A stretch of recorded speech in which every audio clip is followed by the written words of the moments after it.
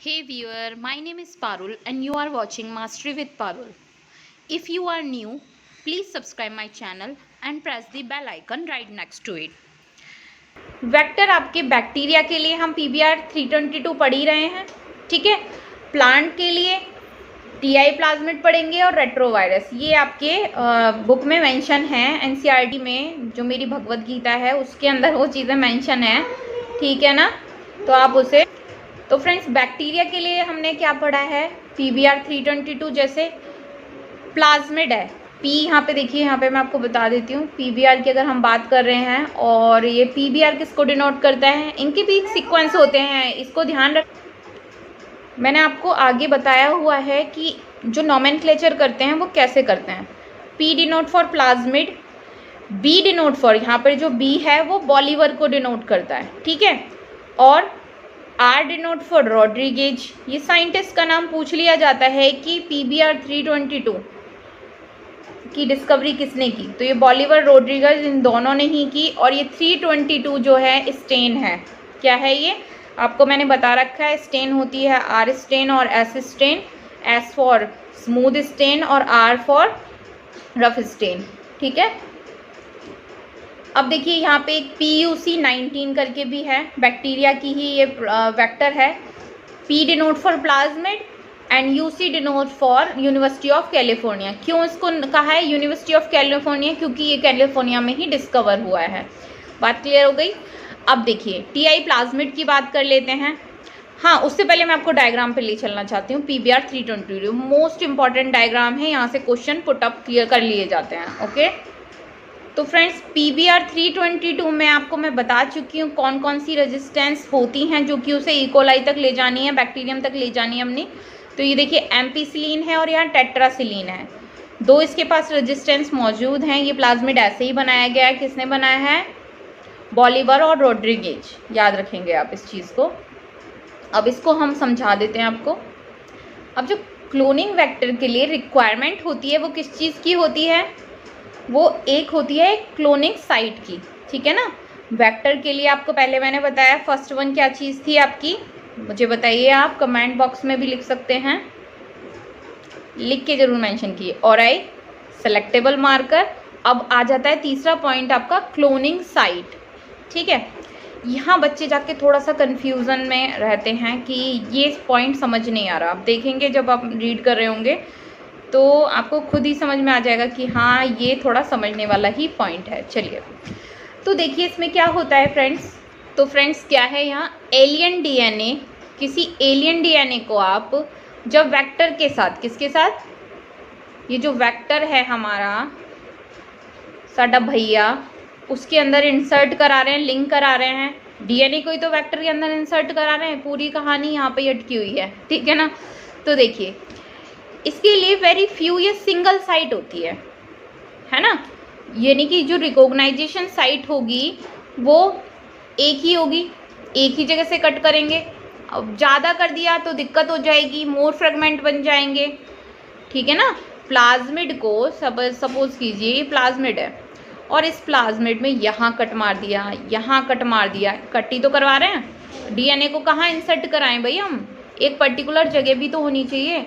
तो इस पर्टिकुलर जगह से अगर हम रिस्ट्रिक्शन एंजाइम की हेल्प से इसे कट कराएंगे तो इजी रहेगा एक पर्टिकुलर साइट पे। बट अगर मोर फ्रेगमेंट हो गए तो कंफ्यूज नहीं हो जाएंगे कि कहाँ सही ज़्यादा रहेगा, और इसके ज़्यादा से ज़्यादा टुकड़े हो जाएंगे तो प्लाज्मिड तो बेकार हो जाएगा ना। इसीलिए क्या कहा गया है कि मोर जनरेटेड सेवेरल फ्रेगमेंट, अगर ज़्यादा हमने कट लगा दिए तो उससे क्या होगा, ज़्यादा सेगमेंट बन जाएंगे और ये मोर कॉम्प्लिकेटेड स्ट्रक्चर हो जाएगा, ठीक है ना।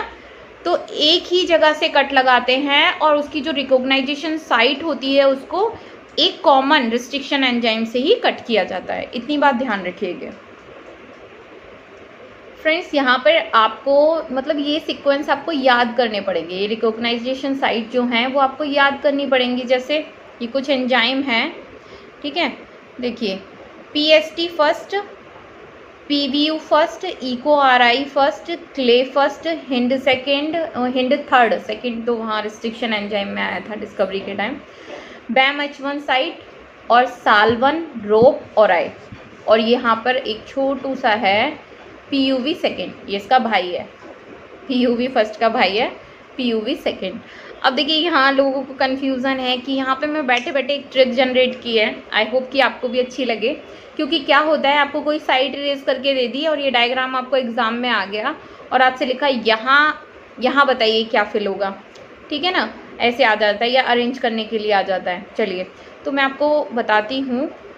फर्स्ट पेपर है, यानी फर्स्ट, ये ST ले लीजिए, फर्स्ट पेपर, पवू से हो गया, पेपर है इकोलॉजी का, क्लास है, ये क्ले से हो गया क्लास, और है बंद, बैम H1 से बना लीजिए बंद, ठीक है, बैम H1 से क्या बना दिया, बंद। अब देखिए यहाँ सारा के लिए बनाया है मैंने, ये सारा साल से बन गया सारा, और R फॉर रोप, यहाँ एक साइट है जिसको बोलेंगे रोप, ठीक है। सारा पेपर, PUV सेकंड को बना लेंगे पेपर, सारा पेपर, ओके। क्या बताया मैंने, फर्स्ट पेपर है इकोलॉजी का, CLA का है, फर्स्ट पेपर इकोलॉजी का है, बंद सारा पेपर, है ना, बंद सारा पेपर। कैसे पढ़ूं, है ना, ये देखिए, ये आपको ज़रूरी नहीं है आप ऐसे ही लर्न करें, मैं तो कुछ ना कुछ अपने दिमाग से ट्रिक जनरेट करती रहती हूँ ताकि आप लोगों के लिए भी इजी हो जाए, ठीक है ना। आपका जो मन करे आप ऐसे बनाइए, वैसे मेरे को लग रहा है आपको ये याद हो जाएगी। फर्स्ट पेपर है इकोलॉजी का है, बंद सारा पेपर, कैसे पढ़ूँ मैं, हो गया, ठीक है। तो चलिए ये हमारा मैटर नहीं है, अब आगे मूव करते हैं। हमारा जो टॉपिक है कि मतलब एम्पीसिलिन और टेट्रासिलिन, दो रेजिस्टेंस इसके अंदर इंक्लूड है। कौन कौन सी बताइए, एम्पीसिलिन और टेट्रासिलिन। ये जो पूरा यहाँ से यहाँ तक है, ये क्या है इसकी, ये इसकी है टेट्रासिलिन रेजिस्टेंस साइट और ये है आपकी एम्पीसिलिन रेजिस्टेंस। अगर इन दो साइट में से किसी एक साइट पर फॉरेन DNA आकर स्टक होगा, समझे, या तो एम्पीसिलिन पर हो जाए या फिर बैम H1 साइट पर हो जाए, ठीक है। तो देखिए अगर एम्पीसिलिन पे ना होकर बैम H1 साइट पर वो इंसर्ट होता है फॉरेन DNA, तो इसके अंदर तो कट लग जाएगा ना, इसके अंदर कट लगेगा, आपकी टेट्रासिलिन रेजिस्टेंस हो गई ख़त्म। बात समझ में आई, टेट्रासिलिन रेजिस्टेंस ये प्रोवाइड कर रहा है इस वेक्टर के अंदर, ये टेट्रासिलिन रेजिस्टेंस है, और जब यहाँ से कट मारा तो इसकी रेजिस्टेंस चली गई बेचारे की, इसका तो लॉस हो गया अच्छा खासा। अभी इसके पास थी रेजिस्टेंस और जब कट मारा बैम H1 साइड से तो उसकी रेजिस्टेंस, टेट्रासिलिन रेजिस्टेंस चली गई, ओके फ्रेंड्स। हम इसका अपोजिट भी कर सकते थे, हम H1 से ना, बैम H1 से ना काट कर यहाँ से काट देते, आपका PST से काट देते या PUV फर्स्ट से काट देते, तब भी उसकी एम्पीसिलिन रेजिस्टेंस चली जाती, वो अपनी एम्पीसिलिन रेजिस्टेंस खो देता। बट देखिए हम बैम H1 से ही जा रहे हैं। अब देखिए मैंने यहाँ पे भी मेंशन किया हुआ है, फॉरेन DNA को जब लाइगेज एंजाइम की हेल्प से बैम H1 साइट पर जोड़ा जाता है तो उसकी टेट्रासिलिन रेजिस्टेंस जो साइट होती है, यानी कि टेट्रासिलिन रेजिस्टेंस की जो बैम H1 साइट है उस पर जोड़ा जाता है, तो एक रिकॉम्बिनेंट प्लाज्मिड बनता है। क्या बनता है, रिकॉम्बिनेंट प्लाज्मिड बन जाएगा एक अपना। फॉरेन DNA इंसर्ट हो रहा है ना बैम H1 साइट पर, फॉरेन DNA इंसर्ट हो रहा है, एक नया रिकॉम्बिनेंट DNA जनरेट हो जाएगा, ठीक है। लेकिन क्या हुआ, वे लॉस टेट्रासिलिन रेजिस्टेंस, उसने क्या लॉस कर दिया, अपना टेट्रासिलिन रेजिस्टेंस लॉस कर दी। इसको क्या करते हैं, इस प्रोसेस को क्या कहते हैं, इंसर्शन एक्टिवेशन। क्या कहेंगे इसे, इंसर्शन एक्टिवेशन। मतलब किसी चीज के इंसर्ट होने से, ठीक है, यहाँ मेंशन कर लीजिएगा, ये एक्टिवेशन नहीं है, इनएक्टिवेशन है, ओके, लिखने में हो जाती है कभी कभी, इनएक्टिवेशन, ठीक है। इंसर्शन इनएक्टिवेशन मेथड है जिसमें कि किसी जीन के इंसर्ट करने से इनएक्टिवेशन हो जाता है, क्लियर है। तो क्या लॉस कर दिया उसने, टेट्रासिलिन रेजिस्टेंस अपनी बेचारे ने खो दी। अब देखिए हम क्या करेंगे, नेक्स्ट प्रोसेस क्या लिया हमने, एक पेट्री डिश ली, देखा होगा बायोलॉजी स्टूडेंट हो तो आप पेट्री डिश को बहुत अच्छे से जानते होंगे। उस पेट्री डिश में कोई कल्चर मीडिया तैयार कर रहे हैं और उसमें हमने मीडियम में एम्पीसिलिन रेजिस्टेंस, अब एम्पीसिलिन मीडियम तैयार कर लिया। क्या तैयार कर लिया, उस पेट्री डिश में हमने रखा एम्पीसिलिन मीडियम। अब उसमें ट्रांसफॉर्मेंट को ट्रांसफर कर दिया, ट्रांसफॉर्मेंट को उसमें डाल दिया, किस में डाला है, एम्पीसिलिन रेजिस्टेंस मीडियम में। तो देखिए फ्रेंड्स, अब ट्रांसफॉर्मेंट मैंने आपको बताया था जिसके अंदर रिकॉम्बिनेंट डीएनए इंसर्ट हो चुका है। ट्रांसफॉर्मेंट कौन होते हैं? जिसके अंदर आरडीएनए ऑलरेडी मौजूद है। तो भाई अब उसके पास जो डीएनए है इसकी कोई एम्पिसिलिन रेजिस्टेंस तो खोई नहीं है, तो ये क्या होगा? Recombinant will grow. जो रिकॉम्बिनेंट होगा वो ग्रो कर जाएगा, आरडीएनए इसमें मजे से ग्रो करेगा। ठीक है, अब इसे ट्रांसफर करेंगे टेट्रासिलिन मीडियम में। ट्रांसफॉर्मेंट को ट्रांसफर किया हमने टेट्रासिलिन मीडियम में, तो क्या होगा? वो तो भाई खत्म हो जाएगा। क्यों खत्म हुआ? क्योंकि उसके पास टेट्रासिलिन रेजिस्टेंस है ही नहीं ना, इसीलिए वो मर जाएगा। बात क्लियर हो गई? दोबारा समझा देती हूँ। ट्रांसफॉर्मेंट को जब हम किसी मीडियम में, एम्पिसिलिन रेजिस्टेंस मीडियम में यहाँ डाला, अभी मैंने आपको डायग्राम से समझाया है। देखिए यहाँ पर हमारे पास ये तो है, एम्पिसिलिन रेजिस्टेंस तो है, इसका कुछ काटा पीटी नहीं करी हमने, बट BAM-H1 साइट पर जब हमने फॉरेन डीएनए इंसर्ट कराया तो भाई टेट्रासिलिन रेजिस्टेंस इसकी खो गई ना, ये तो कट गई भाई, कट गया ना यहाँ से, तो इसकी लूज हो गई। अब हमने मीडियम तैयार किया। मीडियम कौन सा तैयार किया हमने? जिसमें एम्पिसिलिन है। एम्पिसिलिन है तो उसमें तो ग्रो कर जाएगा क्योंकि उसे रेजिस्टेंस मिल रही है, लेकिन टेट्रासिलिन में ये ग्रो नहीं करेगा ट्रांसफॉर्मेंट, और ये खत्म हो जाएगा। ठीक है, बट अगर हम कैसे पहचाने? नॉन रिकॉम्बिनेंट लिया होता, क्या लिया होता हमने? नॉन रिकॉम्बिनेंट लिया होता, तो वो दोनों मीडियम में ग्रो कर जाता। आप सोचो क्यों भाई? नॉन रिकॉम्बिनेंट कौन है? जिसमें फॉरेन डीएनए इंसर्ट नहीं हुआ।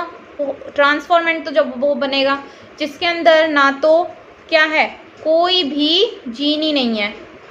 ठीक है ना, वो फॉरेन डीएनए नहीं आके मिला तो उसकी टेट्रासिलिन भी नहीं गई और एम्पिसिलिन भी नहीं गई, दोनों उसके पास मौजूद हैं। ठीक है, तो वो बोथ मीडियम में ग्रो करेगा। बात समझ में आई? नॉन रिकॉम्बिनेंट कौन है? जिसमें कोई फॉरेन डीएनए आकर इंसर्ट नहीं हुआ, ना तो एम्पिसिलिन रेजिस्टेंस पे ना ही टेट्रासिलिन रेजिस्टेंस पे, उसके पास अपने दोनों की दोनों मौजूद हैं, तो वो बोथ मीडियम में ग्रो कर जाएगा। ठीक है, और कहीं कोई भी डाउट लगे, इसे 2-3 बार रिपीट करके समझिए। अगर कहीं कोई भी डाउट लगे तो मुझे कमेंट बॉक्स में मेंशन कर दीजिएगा, मैं आपको आंसर ज़रूर करूँगी। ठीक है, अब फ्रेंड्स यहाँ समझिए कि ये बड़ा लेंथी प्रोसेस था कि एक बार एम्पिसिलिन में डाला, फिर उसे टेट्रासिलिन में डाला, तब जाके ग्रो। तो लोगों ने सोचा कि ऐसा कोई मीडियम है जिसके अंदर सिर्फ एक ही बार डालना पड़े और जल्दी से भी हो जाए, तो डेफिनेटली है। हम क्या कर रहे हैं? Differentiate recombinant from non recombinant, different कर रहे हैं रिकॉम्बिनेंट और नॉन रिकॉम्बिनेंट के बीच। तो हमने क्या किया? On the basis of ability to produce colour, ये देखिए कलर के बेस पर हमने उनको अलग करना स्टार्ट कर लिया। अब देखिए क्या करेंगे हम? इसको बोलते हैं क्रोमोजेनिक सब्सटेंस। क्रोमा मीन्स होता है ऑलरेडी कलर। हमेशा ध्यान रखिए, जहाँ क्रोमा वर्ड यूज़ हो रहा है, क्रोमो यूज़ हो रहा है, तो वो किसको डिनोट कर रहा है? कलर को डिनोट कर रहा है। ठीक है, तो देखिए यहाँ पे है coding sequence of enzyme beta galactosidase. क्या हमने लिया है? नेक्स्ट लिया है हमने, अभी ना कोई एम्पिसिलिन से मतलब ना किसी से। अब बीटा गैलेक्टोसाइडेज की हेल्प से हम ये आइडेंटिफाई कर लेंगे कि ये आपका क्या है, रिकॉम्बिनेंट है या नॉन रिकॉम्बिनेंट है। जब बीटा गैलेक्टोसाइडेज को आप किस में इंसर्ट कराते हो? एक मिनट, जब बीटा गैलेक्टोसाइडेज को आप रिकॉम्बिनेंट डीएनए में इंसर्ट कराते हैं तो इनएक्टिवेशन ऑफ जीन, जो वहीं ऊपर वाले में हो रहा था, डायरेक्ट ही रिकॉम्बिनेंट डीएनए कैसा हो जाएगा? इनएक्टिव हो जाएगा। कोई एंजाइम का सिंथेसिस ही नहीं हो रहा भाई। अब बीटा गैलेक्टोसाइडेज डालने के बाद इंसर्ट जब करा दिया, यानी हमने एक टेस्ट ट्यूब ली और उसमें हमने डीएनए आरडीएनए डाला हुआ है, ऊपर से हमने डाल लिया गैलेक्टोसाइडेज। अब क्या होगा? इसमें जो जीन होगा उसका वो इनएक्टिव हो जाएगा, कोई एंजाइम सिंथेसिस ही नहीं हो रही है। ठीक है, और इसका जो कलर होगा वो कैसा हो जाएगा फ्रेंड्स? इस प्रोसेस को भी क्या बोलते हैं? Insertional inactivation. क्यों इनएक्टिव हुआ? जब हम बीटा गैलेक्टोसाइडेज डाल रहे हैं। अगर वो ब्लू कलर देता है, no insertion of plasmid in bacteria, क्या बनेगा? जब ये ब्लू कलर दे रहा है तो आप ध्यान रखेंगे ये इसमें बैक्टीरिया में ये इंसर्ट ही नहीं हुआ है प्लाज्मिड। ठीक है, जो सेल है उसमें ये इंसर्ट नहीं हुआ है। इतनी बात क्लियर हो गई? किस में नहीं हुआ है? ब्लू कलर जब दिया बीटा गैलेक्टोसाइडेज रिकॉम्बिनेंट डीएनए के ऊपर इंसर्ट कराने से यानी डालने से, तो जीन इनएक्टिव हो गई, इनएक्टिवेशन, इंसर्शन इनएक्टिवेशन का प्रोसेस हो गया, और उसने क्या दिया आपको, ब्लू कलर दिया। Blue colour where are you, ये ह्यूमन का फेवरेट है। एनीवेज ब्लू कलर आपको दिया, तो इसका मतलब क्या प्रूफ हो गया आपका, no insertion of plasmid in bacteria, कोई भी प्लाज्मिड इंसर्ट नहीं हुआ है बैक्टीरिया के अंदर, ठीक है, कोई कलर ही नहीं आया। इसका मतलब ये रिकॉम्बिनेंट डीएनए आपका रिकॉम्बिनेंट बन गया है। क्या बन गया है, ये रिकॉम्बिनेंट बन गया है। बात समझ आ गई, आगे मूव करें, चलिए।